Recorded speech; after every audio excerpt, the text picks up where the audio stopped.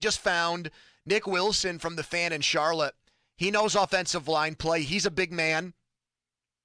Big guys, no offensive line play. You're beefy.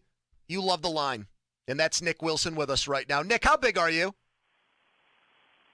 What was that, my guy? How big are you, Nick? Height, weight, that kind of thing? Right now, guys, I didn't know where we were going with that. Gentlemen never tell. Listen, I'm shaming myself here. I'm down 100 pounds. I'm only 315, guys. I can do better. I'm going to double up on the cheeseburgers. I can get back to 340. I can get back to Danny Shelton frame in no time. Okay. I have a picture of you here, Nick, and it happens to be you with what definitely What? it looks Mussy? like. No, forget it. Not Wrong him? picture. Wrong Nick Wilson? No, it's Nick Wilson now. I got it now. And he Okay. looks like a man who's done a little drive blocking in his day. He looks like a guy okay. that knows offensive line play and has an appreciation for Would the you big call him boys an up expert? front. You would call him an expert. Then. I would call it, if Pony's theory is a big man knows about the big man game, then he's going to be able to tell us about Pat Meyer. Is Pat Meyer any good, Nick? I'll Yes. cut right to the chase. Is he good? All right, that's a loaded question. I would say no. Mostly because I am very bitter. Last year this time, there was a rumor that they really wanted to sign Cam Irving, former Brown first-round bust, former Cowboy, former Chief, who I, with thine own eyes, can tell you is stink on crap. And I screamed to the high heavens, don't sign this jamoke. And they signed the jamoke. And then, not just that, the first day of free agency, they had a gotcha moment because they went out there and a year after having the 20th the 20th best offensive line in the NFL, their solution was signing Cam Irving and Pat Elflein, another bust, on day one of free agency. Now, it is negotiable how much of this is on Pat Meyer and how much is on Matt Rule. Another bit of a slappy. But I will never forgive either man for making me watch Cam Irving start at left tackle for the first time in his career. And, oh, by the way, he was worse than stink on crap, whatever that is. Did he get fired by the Panthers? Nick, was Pat Meyer a coaching free agent, or did the Steelers say we'd like to talk to him and the Panthers said, okay, go ahead? The old amicable parting, no, he got fired. Oh. And one of the reasons is Pat likes his veterans, but he doesn't care if they're good. I shouldn't say that. It's not that he doesn't care if they're good. It's that if given the option between young guy with upside who might be a little raw or crappy veteran, he chose crappy veteran. So much so that Brady Christensen, their third-round pick, who filled in because of injury at left guard first and then at right tackle and then at left tackle and at right guard, the kid played everywhere but center this year.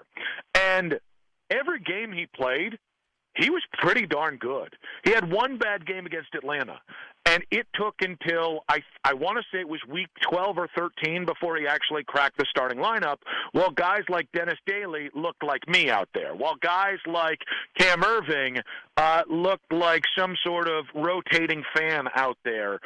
And that, alongside the fact they never played just a gigantic human, Deontay Brown this year, I think those two things, plus just maybe the worst offensive line I've ever seen, played into Pat going bye-bye. Whoa, Mr. Nick, this is Arthur Motes here. I'm sorry, am I not making you guys feel better? No. So I think I need another hug. I was about to say. So the thing is this, though, we've highlighted a lot of the negative, but he was there for multiple seasons, correct? So if there's anything that you would call a positive from Pat, what would you list? I mean, I think the fact that he got to experience Carolina barbecue is a real positive for Pat Meyer. It is top notch. I mean, you get to try. Anybody can try Kansas City or Texas style. It takes a real man to come down to Carolina and try the barbecue. What is that? The thin vinegary sauce? A lot of pulled. What are you getting? Carolina pulled pork? What are we talking about here, Nick? So we're talking. There is the vinegar base. There is also mustard base because we got Eastern versus Western as well. I, as a large man, I prefer a little bit of mustard base because I like to use that as a binding agent. But I have debased myself to vinegar here and there.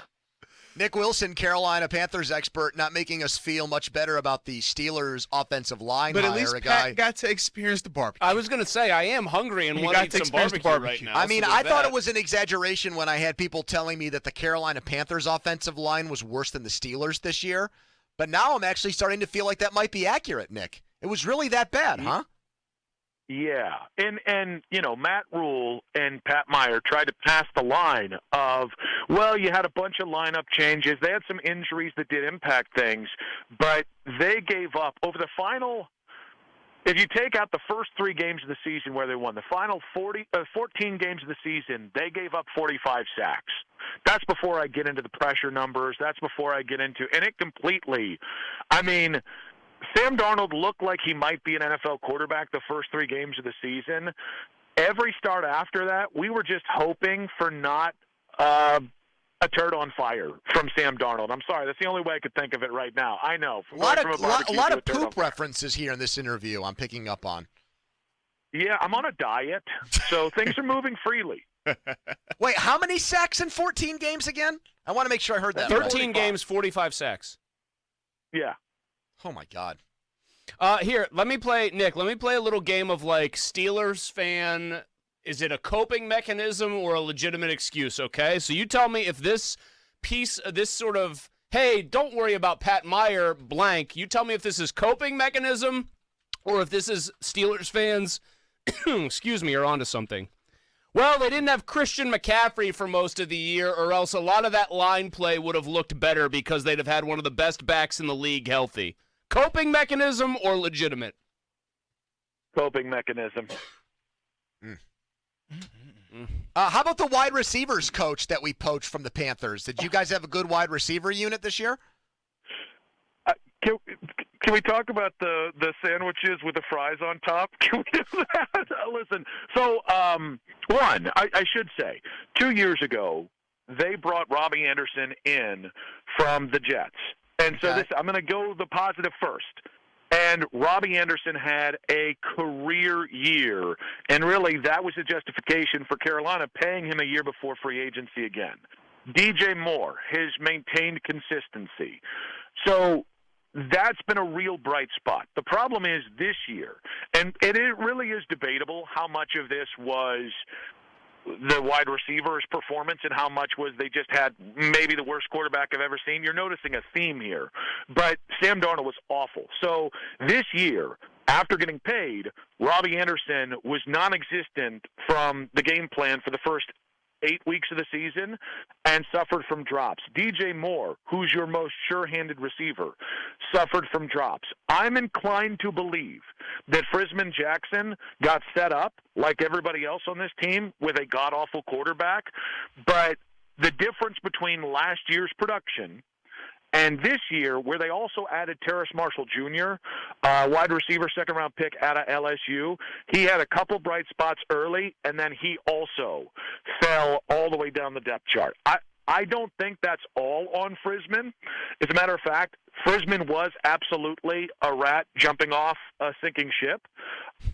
I would be inclined to feel like Frisman Jackson was the better hire than Pat Meyer, but you can't have the conversation without talking about the complete collapse of Panthers wide receiver production this year. Arthur, how do you feel about this right now? You were Mr. Silver Lining to start the show. Can you just give us an update after talking to Nick for a little bit? It is good to hear perspective.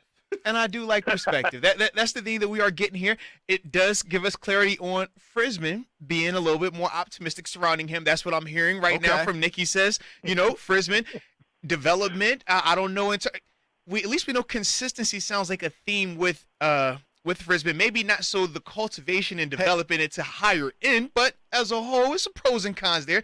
I'm just nervous about the Pat one because when I asked for any pro, we went into he started barbecue. talking barbecue, and I'm Nick, like, man. Our producer here has gone viral because he offered up a really a love letter to chicken wings. Yes. He did a man-on-the-street interview for local TV about the wing shortage, and it just, there was not a dry eye in the house here in Pittsburgh after watching that. I mean, he was devastated.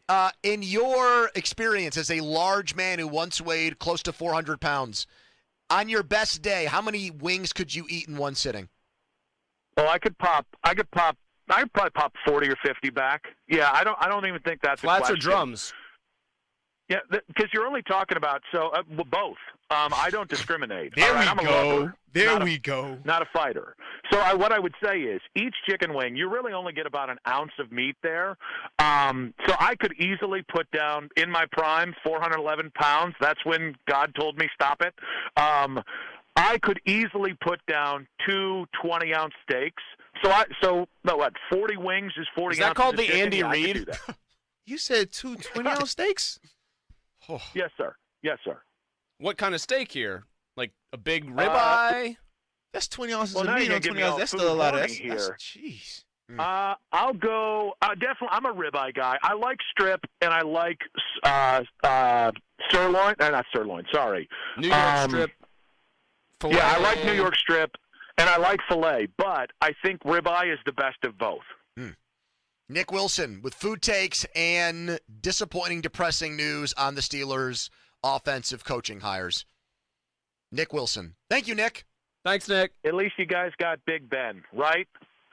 Bye, Nick. Sorry.